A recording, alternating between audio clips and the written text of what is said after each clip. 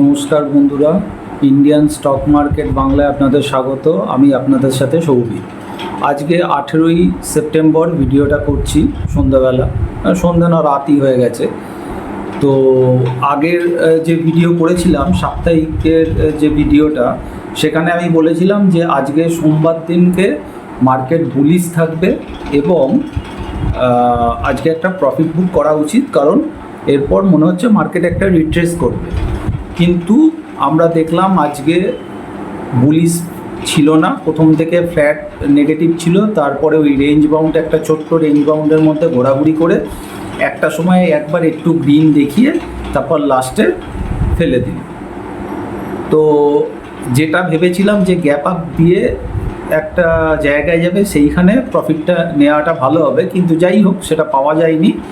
Ultimately যেগুলো আমার position ছিল, একটা দুটো লসে বুক করেছি, দু একটা প্রফিটে বুক করেছি, আর একটা গায়ে গায়ে এক্সিট করেছি। কারণ আমি আজকে জানতাম যে আজকে এক্সিট করতেই হবে, আজকে এক্সিট করতে হবে, এবং এক্সিট করার পর বলেছিলাম মার্কেটটা দেখব, দেখে ডিসিশন নেব কী করব কী করব না।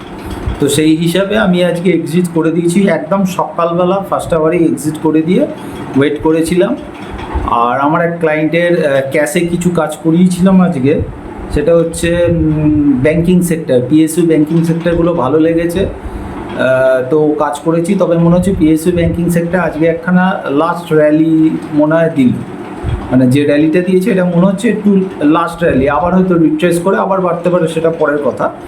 তো ক্লায়েন্টের বেশ ক্যাশেতেই কাজ করিয়েছিলাম, ভালো টাকা পেয়েছে, 50,000 প্লাস পেয়েছি ইন্ট্রাডেতে। আর সবকটা প্রায় 5-6টা ছোটো ছোটো ব্যাংক নিয়ে কাজ করিয়েছিলাম। তো যাই হোক, মেন হচ্ছে কালকে আমাদের ছুটি আছে, গণেশ চতুর্থী। তো বুধবার ব্যাংক নিফটি এক্সপায়ারি আছে, বৃহস্পতিবার নিফটির এক্সপায়ারি আছে। তো আমি আগের ভিডিওতেও বলেছিলাম যে আমার মনে হচ্ছে নিফটিটা একটা কারেকশান করে 20,000-এর কাছে রিটেস্ট করতে আসতে পারে। তো আজকের আমি যা লাস্ট অবধি চার্ট বা যা বুঝেছি মার্কেট আওয়ার্সে, তাতে আমি 80-85% কনফার্ম যে নিফটি কিন্তু বুধবার, কাল তো ছুটি, বুধবার দিনকে কিন্তু নিফটি ডাউনে আসবে।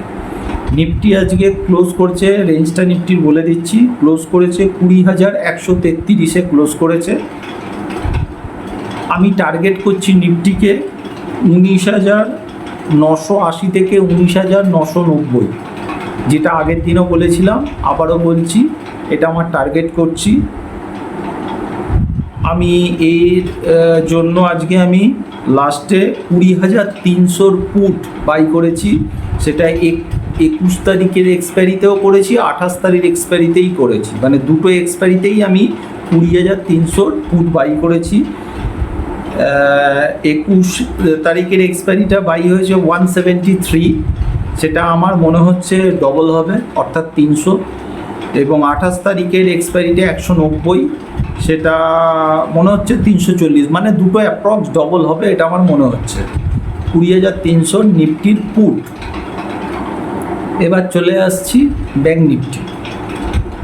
ব্যাংক নিফটি আজকে যে ক্যান্ডেল করেছে, পরিষ্কার একটা ডাউন ট্রেন্ড স্টার্টের ক্যান্ডেল। 46,000 যে সাইকোলজিক্যাল সাপোর্ট ছিল সেটাকে ভেঙে ক্লোজ দিয়েছে ক্যাশেতে। এই নিফটিটা, এই ব্যাংক নিফটিটাকে আমি ইমিডিয়েট দেখতে পাচ্ছি 45,750, 45,750 দেখতে পাচ্ছি। ওপরে যদি কেউ ফিউচারে কাজ করেন তাহলে ফিউচার শর্ট করা যায়।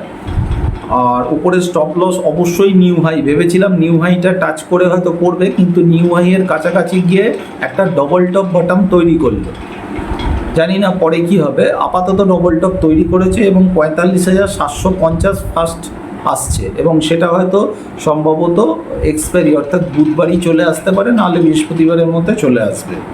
এর জন্য আমি 46,000-এর পুট বাই করেছি 28 তারিখের 310-12 টাকা। এটা টার্গেট আমি 500 টাকা করছি। তো এটা পেপার ট্রেডিংয়ের জন্য এগুলো আমি পজিশান নেওয়া আছে, আপনাদের যদি নিতে চান পেপার ট্রেডিংয়ের জন্য আমি বলছি, কারণ আমি সেবি লিস্টেড অ্যানালিস্ট নই, অর্থাৎ কোনো লাভ বা ক্ষতি হলে তার দায় আমার বা আমার চ্যানেলের নয়। এবারে একটা স্টক বলছি, সেই স্টকটা আমার মনে হচ্ছে একটু ডাউনে যেতে পারে, যাওয়ার সম্ভাবনা আছে। সেটা হচ্ছে ফিউচারে, অবশ্যই ফিউচারে, কারণ শর্ট করে করতে হবে। মারুতি সুজুকি মোটামুটি 10,537 টাকায় ক্লোজ দিয়েছে ফিউচারে। এটা টার্গেট করছি 10,350 থেকে 400, 10,350 থেকে 400 টার্গেট করছি। স্টপ লস 10,640 ফিউচারে। এটাকে কেউ ফিউচারে শর্ট করতে পারেন অথবা অ্যাট দ্য মানি পুটও বাই করতে পারেন।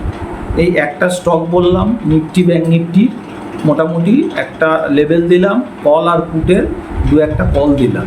এবার বলি যে আমি যে ক্যাশ স্টকের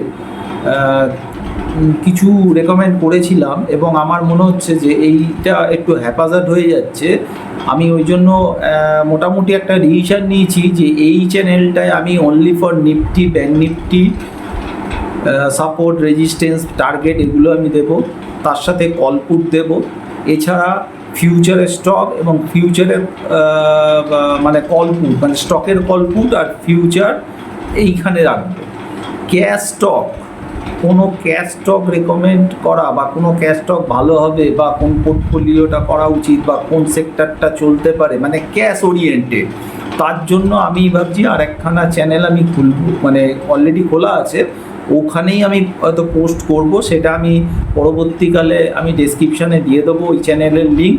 যারা যারা ক্যাশে কাজ করতে চান বা ক্যাশে কাজ করেন, সুইং ট্রেডিং বা একটু ডেলিভারি বেস, তাদের জন্য ওইখানে মানে ওই চ্যানেলে আমার যে স্টকগুলো দেবো সেগুলো আমার মনে হয় বেটার হবে। কারণ এইখানে এই 8 মিনিট 9 মিনিটের ভিডিওর মধ্যে Nifty bank Nifty call put future করার পর ক্যাশ স্টক দেওয়াটা খুব টাফ হয়ে যায়, ঠিক আছে? তো ওই জন্য আমি দুটো ভাগ করে দিয়েছি। একটা হচ্ছে ক্যাশ স্টকটা একটা অন্য চ্যানেলে দেবো, আমারই চ্যানেল, অন্য চ্যানেলে রাখবো। আর ফিউচার নিফটি ব্যাঙ্ক নিফটির কল পুট এই পার্টটা এই চ্যানেলে আমি দেব। তো যাই হোক, আমি আর বড় করবো না, খুব সাবধানে থাকুন। মনে হচ্ছে একটু রিভার্সাল দেবে, কিছুটা কারেকশান আছে, তবে কারেকশান এখানেই থেমে যাবে কি ইমিডিয়েট বলা যাচ্ছে না। আপাতত এই জায়গায় আসবে এটা বোঝা যাচ্ছে, নিফটি ব্যাঙ্ক নিফটি দুটোই পরিষ্কার বোঝা যাচ্ছে এই জায়গায় আসবে। এরপর কি চার্ট প্যাটার্ন তৈরি করবে তার উপর নির্ভর করবে যে এখান থেকে কি আবার রিভার্সাল করে নতুন নিউ হাই করবে নাকি এখান থেকে আরও ডাউনে যাবে, সেটা আবার যেরকম বুঝবো আমি এসে আপনাদের কাছে বলবো। আর ভিডিওটা আবারও বলছি, ভালো লাগলে একটু লাইক করে দিন, শেয়ার করে দিন, সাবস্ক্রাইব করুন। আজকে আর বেশি বড় করছি না, নমস্কার।